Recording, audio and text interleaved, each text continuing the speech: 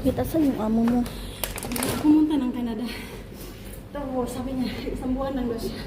Ngayon, nalaman ko, 1 taon, kahapon. Tapos, bininta ko ng nanay. Asan ka dito? Sa Salwa? Yan na, dyan ang nanay. Tapos dyan ako, 1 buwan nagtrabaho. Tapos, magtrabaho ko ng 1 buwan. Bininta nila ako kahit saan na employer. Ano pangalan mo?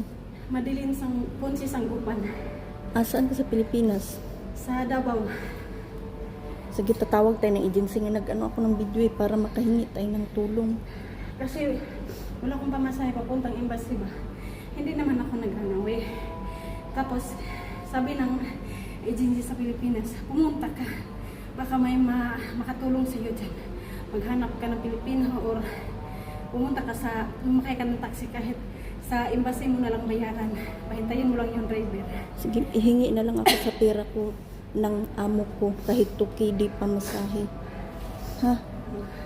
Sige, at saka Pwede yung mga drivers ng ano?